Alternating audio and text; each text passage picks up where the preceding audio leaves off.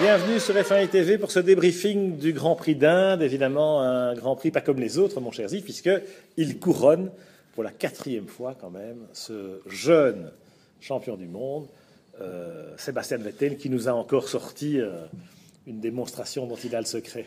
Mais oui, quand on pense, que ça fait 5 ans à peine qu'il gagne son premier Grand Prix à Monza sur la Toro Rosso, et là, on en est déjà à 4 titres d'affilée. C'est quand même incroyable. Et moi, j'ai pris beaucoup de plaisir parce que de voir le couronnement d'un immense champion comme ça, de voir l'histoire écrite avec un grand H, c'est quand même un plaisir incroyable. Ce qui est terrible, c'est qu'on voit dès le départ, quelque part, même si son départ n'est pas formidable, mais les Mercedes n'arrivent pas à le déborder, dès le départ, on voit que voilà, c'est cuit.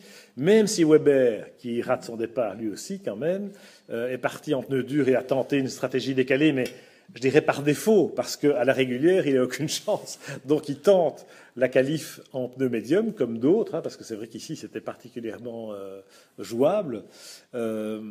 Et voilà, Marc, il a essayé. Alors, c'est vrai qu'au Japon, il avait un peu les boules parce qu'on l'a basculé en stratégie à 3 arrêts, alors qu'en 2 arrêts, il y aurait eu match entre Vettel et lui.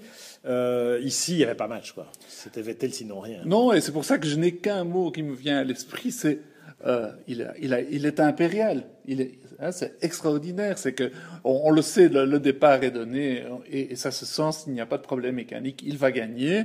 Et c'est pour ça que ce garçon met pas de course en course parce qu'il n'a que 26 ans. Il faut pas l'oublier. Il est déjà 4 fois champion du monde. Tous les records sont à sa portée. Alors moi, vous me connaissez. Je vais faire un peu le difficile. Parce que quand même, 4 fois champion du monde à 26 ans, on va pas cracher dans la soupe, c'est vrai que c'est pas mal. Incroyable. Et franchement, ce qui m'a plu, parce que c'est ça qu'il faut mettre, je pense, en valeur aujourd'hui, parce que respect pour un palmarès pareil, ce qui m'a plu, c'est l'attitude de Vettel après la ligne d'arrivée. C'est-à-dire, il sait que c'est interdit par le règlement, il y a Rocky, Guillaume, qui lui, sur la radio, qui insiste lourdement, il s'arrête.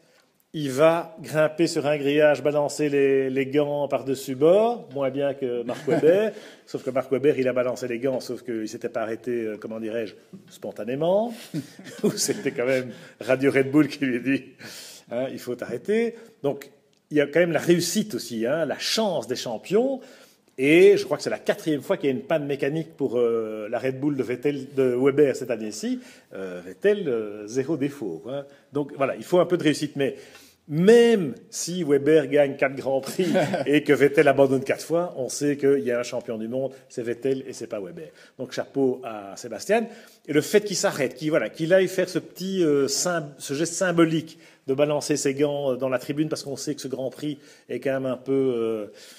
comment dirais-je, sur un siège éjectable, et que pourtant la foule, voilà, peut-être pas la grande foule, mais enfin, il y avait quand même des Indiens enthousiastes qui étaient là aujourd'hui, donc ça, c'est un côté sympa. Et puis après, il nous la joue IndyCar, donc après avoir fait Castroneves qui grimpe les grillages, il nous la joue Donuts carrément, où on grille un train de Pirelli. Oui, alors que il s'en fout. Alors que c'est interdit par le règlement intérieur, et clairement, il le sait. Et là, il le remet. Il passe outre en plus. Ah non, pas celui-là. Mais oui, justement, mais ça c'est très sympathique. C'est qu'il sait très bien que c'est interdit, mais enfin en plus c'est idiot que ce soit interdit parce que il faut faire la fête. On est champion du monde. Alors bon, ça c'est très très chouette. On n'a pas le droit de célébrer, on n'a pas le droit de sortir le drapeau, on n'a pas le droit de. Et ça c'est très chouette qu'il l'ait fait quand même. Et il s'en fout. Et il a raison. C'est le copain des Clustone. 25 000 €, gardez la monnaie. Oui. Personnel. Et puis après, sur le podium aussi, ce qui m'a fort plu, c'est son humanité. Il était fort ému, on a vu, il s'habitue pas encore, et heureusement, à tant de victoires. Voilà, j'allais dire. Ça, c'est chouette. Tu parles du podium, mais moi, même dans la salle de préparatifs, là, avant le podium, on le sent, il prend conscience de ce qui lui arrive. Waouh! Avec Adrian Newey, on sent qu'il y a une vraie émotion. Tu as raison. Et puis en plus, il a dit qu'il a été fort touché, que ça l'a fort marqué le fait que il a été hué cette saison plusieurs fois. Et ça, c'est très bien parce que ça montre un aspect qu'on ne le connaît pas parce qu'on connaît ce garçon qui impérial une fois de plus, le conquérant absolu, oui. Mais malgré tout. Et le côté formaté, 0 défaut. Tout à fait, 0 défaut. Bon petit soldat Red Bull, les ailes qui poussent, tout baigne. Il y a jamais un problème. Et là, le fait que lui-même reconnaisse que la saison était difficile Et alors on se dit pourquoi est-ce qu'elle a été difficile, hein? Alors c'est vrai que c'est plutôt dans la deuxième moitié de saison qu'il s'en est sorti, mais il dit elle a été difficile pour moi à cause des huées sur le podium. Et ça, il prend une dimension humaine tout d'un coup. Oui, tout à fait. Ça, le soldat, le robot. Ça, c'est très sympa. Ouais. Et puis, en plus on y réfléchit, en plus on se dit, tiens, mais n'est-il pas le champion parfait? Il a toutes les qualités, Niki Lauda l'a dit. On pourrait mettre toutes les qualités de Niki Lauda, d'Ayrton Senna, de Michael Schumacher. Ensemble, on les mélange et on a Vettel. Je ne suis pas d'accord. Je suis pas d'accord parce que je pense qu'il est à la cheville de ceux-là. Cela dit, il a 26 ans, il a tout le temps pour aller plus haut. Mais il n'est pas à la cheville de ceux-là. Ziv, réfléchis à ce que tu dis. Il a gagné 4 fois le championnat du monde, il a 26 ans, c'est formidable. Mais il rentre dans l'histoire de la F1, et ça, clairement, il faut le reconnaître, avec Fangio, Alain Prost et Michael Schumacher, les autres quadruples champions du monde. Fangio et Schum 4 fois d'affilée. Sauf que Fangio, il a été 4 fois champion du monde avec 4 teams différents. Fais-le, Sébastien, fais-le et on en reparle. Michael, il a quand même été champion du monde. Ses 2 premiers titres avec Benetton, les 2 suivants avec Ferrari, avec 5-6 ans entre les deux, où il a quand même un peu dégusté. Alain, il était champion du monde avec McLaren, et puis il est revenu par la fenêtre, et il a reconquis un titre avec Williams. Je pense que Sébastien Vettel rentrera vraiment dans la cour des grands le jour où il prouvera qu'il peut s'émanciper de Red Bull, de l'espèce de machine de guerre que Red Bull représente, dont il est le produit. Il est quand même tombé dedans quand il était petit dans la potion magique, vous voyez ce que je veux dire, la boisson énergisante. Le jour où il arrive à le faire ailleurs, alors là... Eh ben moi je suis pas d'accord, Pierre. Une fois de plus, c'est-à-dire que on n'a pas besoin de ça pour savoir qu'il est de la trempe des plus grands. Il est passé de chez Toro Rosso chez Red Bull, alors que Red Bull n'avait encore rien gagné, c'était une équipe encore à faire. Et là, bon, il fait 4 titres. Il a même gagné en Toro Rosso. Il a même gagné en Toro Rosso, qui était dans le fond une Red Bull bis. Donc, pour moi, bon, il a construit cette équipe autour de lui, cette équipe s'est construite autour de lui. Je peux pas, moi je ne gâche pas mon plaisir, il a 4 titres. Ah bon, après, une fois que Adrian Newey sera parti en America's Cup, comme on en parle, eh ben, il signera chez Ferrari, il continuera à aligner les victoires. Effectivement, il deviendra encore plus grand, mais là, pour moi, même si sa carrière devait s'arrêter il continuera à aligner les victoires, moi je demande à voir, franchement, et c'est pas du manque de respect par rapport à Vettel, mais comme dit Hamilton, Alonso dans la Red Bull ferait encore mieux, déclare Hamilton. C'est pas n'importe qui, Hamilton, il sait de quoi il parle, mieux que nous, je pense, parce qu'il est derrière le cerceau. Alors franchement, je veux pas dénaturer le triomphe de Sébastien aujourd'hui, mais il se pose la question, il a souffert de ça, il a été hué par un certain public sur certains podiums. Franchement, le grand Marc derrière nous, la victoire en Malaisie, il l'a volée à personne. Et s'il y a un mec qui a volé la victoire ce jour-là, c'est Sébastien. Il l'a volée parce que c'est un compétiteur, c'est un mec qui ne peut pas s'empêcher. Il est comme ça, et c'est pour ça qu'il est le champion qu'il est aujourd'hui. Mais ça manque un tout petit peu d'élégance, la manière n'y est pas. Ça rappelle forcément son prédécesseur. Avant Baby Schumi, il y avait quand même Schumi tout court.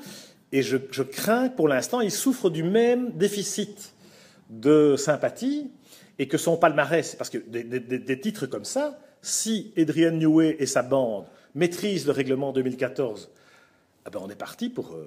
Sébastien, il ne va pas en gagner 7 d'affilée, il va en mettre 10, parce qu'il a 26 ans, il va gagner 10 fois d'affilée. Oui, mais... La valeur que ça aura, franchement, pour moi, elle manquera un peu de sel. Oui, mais le débat de dire, oui, si on avait mis Alonso dans la Red Bull, etc., c'est un débat vieux comme le monde, parce que je me souviens... Max Chilton dans la... je plaisante. Non, mais je me souviens, en 1975, on disait, oui, Lauda, ce titre-là, les Anglais disaient, a monkey could win in the Ferrari 312T, dans la 312T, même un singe pourrait gagner. Alors après, on a vu que Lauda était immense et que... Il y avait quand même Claire Regazzoni qui était dans l'autre voiture, voilà, qui était un peu le Mark Webber de l'époque. Et qui gagnait aussi de temps en temps. Donc, comme quoi, il faut pas... Et on a dit ça... Non, je sous-estime pas, entendons-nous aussi. Je sous-estime pas ce qu'il fait, c'est exceptionnel ce qu'il fait. À cet âge-là, c'est extraordinaire. Franchement, la capacité de maîtrise de ce gars-là, l'intelligence et une certaine forme de charme, le côté ludique de la manière dont il célèbre spontanément et sincèrement son triomphe, bravo. Moi, je vous dis simplement qu'il sera un vrai grand champion le jour où il gagnera ailleurs que dans le cocon dans lequel il a été intégralement préparé. Oui. On doit rapidement parler des autres un peu, Ziv. Bon, écoute, c'est lui qui a repris toute l'actualité. C'est vrai que les autres ont... Rosberg deuxième, mais à 30 secondes. À 30 secondes, il a fait une belle course. Super. Et il a battu... tous les autres. Il a battu Lewis. Best of the rest. Et il faut se lever tôt pour battre Lewis. Donc, chapeau Rosberg. Il a fait une belle course, mais bon, il pouvait rien faire contre le rouleau compresseur Vettel Red Bull, hein, ça c'est sûr. Non, mais ce qu'il fait, c'est quand même pas mal, quoi. Hein, c'est quand génial. On voit les autres, bon. Alors, on va parler forcément de Romain Grosjean dans notre deuxième partie, je vous rassure, et de Kimi Raikkonen, parce que il y a eu un peu de friture sur la ligne, comme on dit de ce côté du Kiedrin. Et puis une petite chose que je voudrais souligner, c'est qui est très sympa, c'est qu'on a les deux Force India dans les points, 8 et 9. À domicile. À domicile, Grand Prix d'Inde, donc très sympa. Vijay Mallya sur la grille de départ dans toute sa splendeur. Donc ça fait plaisir parce que ils ont une mauvaise passe, ils se sont fait rattraper par Sauber. Le jour où les deux Sauber sont pas dans les points, exactement. avoir les deux Force India dans les points, c'est vrai que c'est sympa. Très sympa. Moi, je termine juste aussi par un petit coup de sombrero à Sergio Pérez. Oui. Qui fait 5e, il égale le meilleur résultat de McLaren de la saison. Oui, magnifique. Et là, ça fait peur quand même. Oui. 5e place, le meilleur résultat de la saison. Quand on est chez McLaren, ça fait quand même un peu peur. Mais c'est une réalité. Oui, c'est triste. C'est triste. 2, il a certainement été très déçu de sa saison parce qu'il s'attendait à être tout le temps sur le podium, voire avoir sa première victoire. Il visait objectif victoire. Maintenant, ce qui est sympa, c'est qu'il accroche une 5e place et, à mon avis, ils vont le garder pour l'année prochaine, ce qui est une bonne nouvelle parce qu'il mérite quand même une deuxième saison chez McLaren pour s'affirmer encore plus parce qu'il est très sympa et qu'il a vraiment de grandes qualités, Pérez, d'après moi. Il a le numéro de téléphone perso de l'homme le plus riche du monde, c'est formidable quand même. Il est bien ce Tchéco. Encore une qualité. Il est bien ce Tchéco, il est plein de qualités. Mais quel beau métier. Enfin voilà, on va en rester là pour cette première partie parce qu'on a été long, mais voilà, et pour cause. Hein. On n'a pas un quadruple champion du monde tous les jours. Il le mérite. Chapeau à Sébastien Vettel. Et à demain, si vous le voulez bien, pour débriefer de la suite du feuilleton, à commencer évidemment par ce bon vieux Romain.